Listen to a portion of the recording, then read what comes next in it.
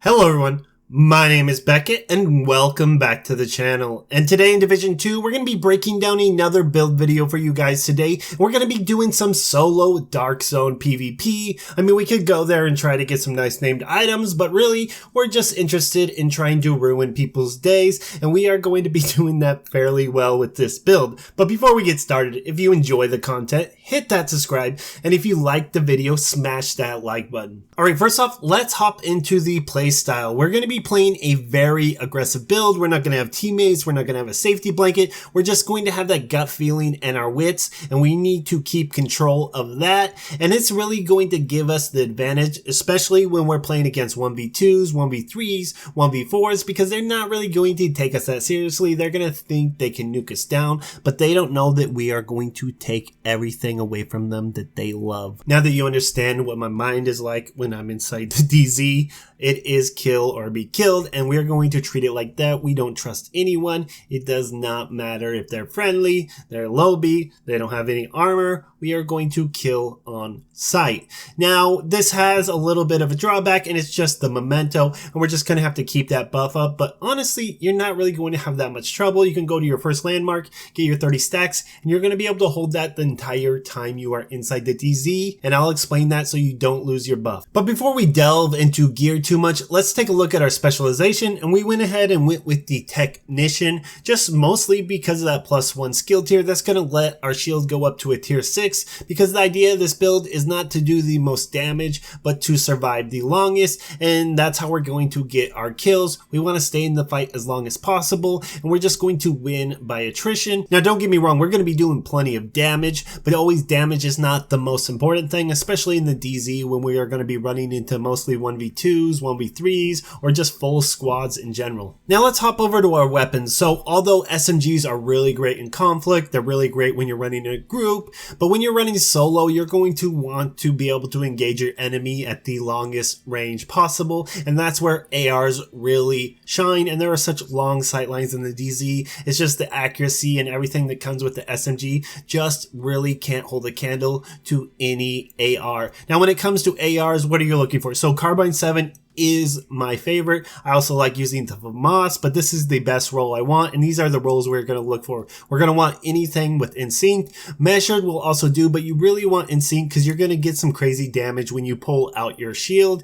And we're going to be looking for max rolls. As you can see, I'm going to have to head to the optimization station soon, but it is so expensive, and this is the only thing I really want to optimize for. You're going to be looking for damage to target out of cover. Damage to armor is okay, but damage to target out of cover does so much more damage. And like I said, you can see my secondary, I am using an SA58. Now ideally, I would say, but it's just my personal preference, stick with the high RPM. So you have the Carbine 7, we have the FAMAS. I would stick away from the F2000 and the CTAR. I just don't like them. It's just too hard to keep it accurate. At least from my standpoint, I just prefer the Carbine 7 or the FAMAS, very easy to handle, and the SA58, even though it's a slower RPM, it hits like a truck. As for our gear, we're going to be using the exotic backpack, the Memento. It is just so great in the Darkzone. We don't have to sacrifice any damage for our armor core, and we get that extra skill tier that is going to help boost up our shield, as well as the talent kill confirm. Now what's so great about this, it's not really the bonus armor you pick up,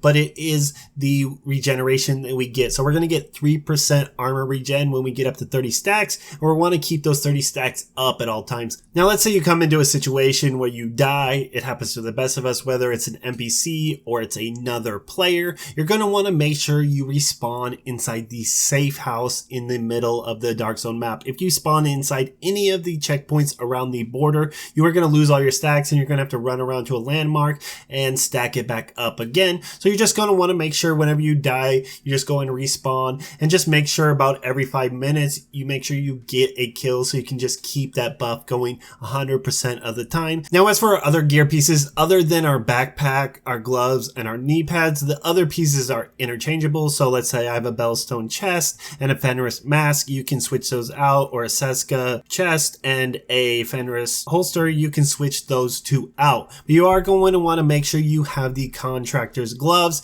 Now, these are great. Rolls with weapon damage, 8% damage to armor, a huge boost in DPS, as well as the knee pads. So if you have the Emperor knee pads, you're going to want those first. But since I do not have those yet, I have the Fox Prayers, so it's going to give me an extra 8% damage to target out of cover. Ideally, you would want to re-roll to armor regen. And when it comes to our gear attributes, you're going to want at least 3 blues, and that's not counting your Memento, because your Memento is going to give you that 4th blue. Now when it comes to our Bellstone, we're just looking for that 1% armor regen and try to get the best armor roll you can, and the rest we're just going to be rolling critical hit chance and critical hit damage on everything else. As for our chest piece, we are going to want the talent Unbreakable. Man, this is such a lifesaver, especially solo. Although we do not get 95% of our armor back in PvP, we're going to get half our armor, but it doesn't matter. Getting 50% of your armor back plus the armor regen coming in is quite amazing, and it is going to get you through so many fights even if you don't have the edge. If you get jumped on,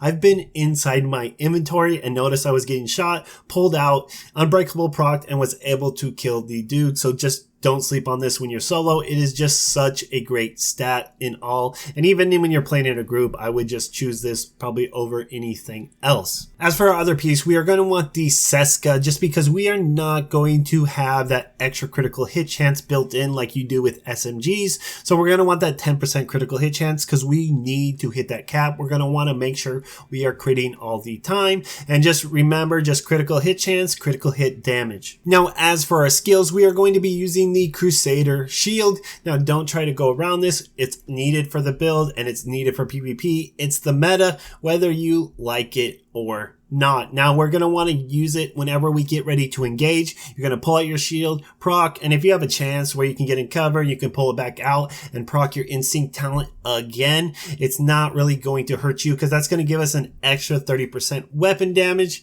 going out. As for our second skill, we're going to be using the Defender drone because we are worried about staying alive, surviving those fights, because we are going to be dealing with those 1v2s and 1v3s all the time, and it's going to give us an extra 15% damage reduction, and that thing lasts for 22 seconds, and with the Memento buffs and everything, it's going to be off cooldown very quick, maybe 10 to 15 seconds at most. Now when it comes to skill mods for your drone, you're just going to be looking for deflect duration. That's just going to increase the time that drone is up. As well, for your shield, you're going to be looking for shield health and active regeneration. Those are the most important stats you want. We want to keep the shield out as long as possible and survive as much damage as it can take. Now when it comes to your stats, you're going to want to make sure you're as close as you can to the critical hit chance cap at 60. You want to be like 55, 56. I think I'm like at 57 right now, and then just put the rest into critical hit damage. Now I'm only sitting at about 112 critical hit damage,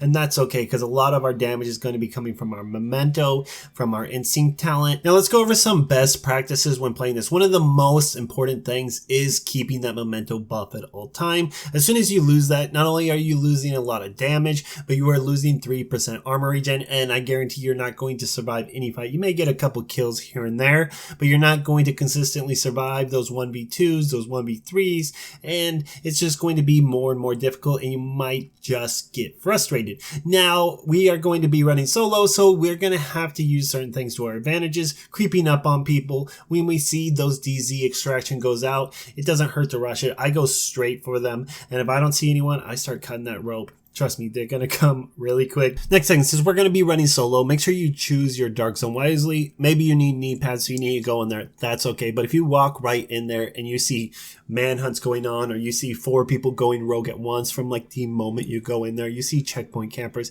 get out of there, log out, change servers. It's pretty easy. You can just log out or just stay out for a couple minutes and then go back in. And usually you'll see a little loading screen when you go back in the Darkzone. You're going to be inside a new server and you don't have to deal with that because we are trying to get kills off opportunities. And last thing I can say is learn the maps, learn the routes, try to stay off the busy streets. When you start actually learning the Darkzone maps, it's going to be a lot easier for you to traverse. You're going to know where to go, when to go. Keep an eye on your landmarks. You see someone trying to take over a landmark, that's a good opportunity to go over and kill the dude. It's okay. It's a Darkzone. It's Wild Wild West. We got to do what we got to do. But that's all I have for this video today. I hope you guys guys enjoyed. If you have any questions about the build, leave down in the comments. If you have any tips for me, go ahead and leave those down in the comments. I love having great conversation with you guys. Just keep it civil. And if you're looking for other build videos, you can go check out my channel. I do tutorials, Division 2 news, everything for old players to new players and everything in between.